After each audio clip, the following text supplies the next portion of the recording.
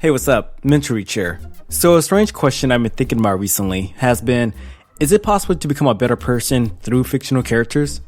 Although some people might disagree with the fact that we could relate our real life problems with fictional characters from either comic books, movies, or books, our way of life seems to conflict with that very idea. As you probably already know, some characters may face different situations, such as saving the world, traveling through space, or facing some kind of difficult situation. But in the end, they still encounter the same problem we deal with every day, which are pretty much their own emotions. And in the book Emotional Intelligence 2.0 by Travis Bradberry and Gene Greaves, they go about explaining how our own emotional intelligence can impact our social life.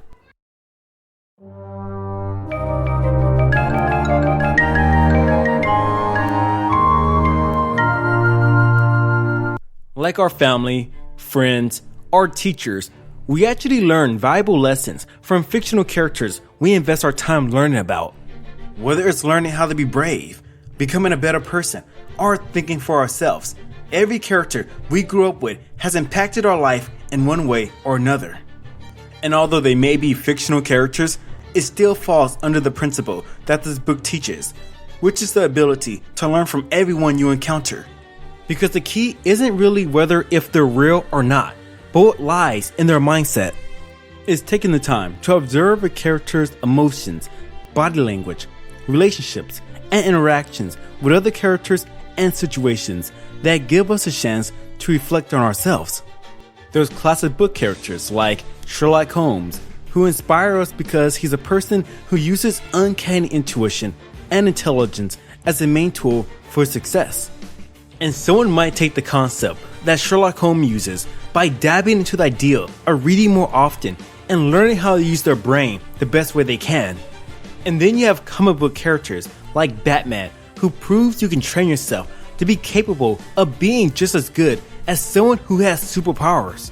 And by seeing Batman as that example, this might give someone the motivation they need to push themselves beyond the limits to reach their success despite what handicaps they may have. Despite what some people may say, the best sources to spot the way your emotions behave can be through books, video games, and movies. And it's through these type of art forms that offer you clues about the way your own emotions operate. But then that brings us to the bigger question, which is, what is emotional intelligence? According to the authors, emotional intelligence is your ability to recognize and understand emotions in yourself and others, and your ability to use this awareness to manage your behavior and relationships. Now, what does this really mean? Basically, what it means is this. Although having a high IQ can have an impact on your success in life, people who have an average IQ still surpass those with a high IQ 70% of the time. There's even studies that prove that people with a high EQ make $29,000 more than people with a low EQ does on average. And the major reason behind this strange fact is because it's not normally how smart you are that matters the most, but how you can make someone feel. Despite what logic may tell you, you'll be more inclined to hire or be with someone who makes you laugh or feel good. And understanding the way people behave, what makes them smile, and how to react towards any type of behavior is what sets people ahead of those who may have a higher IQ than them. Now, getting back to the subject, how can we actually raise our own emotional intelligence through fictional characters? And it's pretty simple really, because such as how we learn a valuable lesson from anyone you interact with in real life, we can also learn how to behave depending on a character we strongly invest our time into.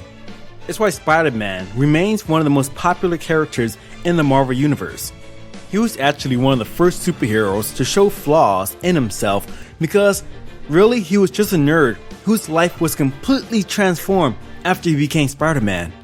And this type of character development gave nerdy kids like myself a person we could relate to rather than some jock who is powerful and almighty. This is why it's often more important to give yourself the chance to look into a fictional character's life and see things from their perspective. Because although they may be fictional, they still trigger emotions in us as if they're real people. You know how many times I had to hope one of my favorite characters on Game of Thrones wouldn't die? More than I'm comfortable admitting to. Remember, that people in real life have different backgrounds and motivations, and if you give yourself the chance just to understand why a fictional character think the way they do, it actually gives you the chance to relate to people who might behave the same way.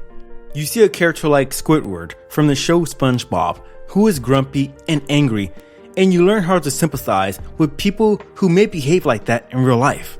Hopefully you're not like his neighbors and can make someone who lives in depression like Squidward life just a little easier that day. You see characters like from the TV show Hey Arnold, which actually portrayed a darker side behind every character's life despite what they might have shown the rest of the world. Now, whether it's someone you watch, read, or hear about, always ask yourself what you learn through their behaviors so it'll be easier to understand yourself and other people in the future. And I think this is why the authors mention we have to know who and what pushes our buttons. Because the more we identify with people, situations, and environment through the eyes of our favorite characters, the more we can relate those experiences into our own life. And the type of self-awareness this gives you is the ability to understand your skills, what motivates you, and what pushes your buttons. And that's emotional intelligence 2.0. So the final thing I want to ask you is, what character inspired you in a way that people in real life couldn't? Hey guys, thanks for watching the video.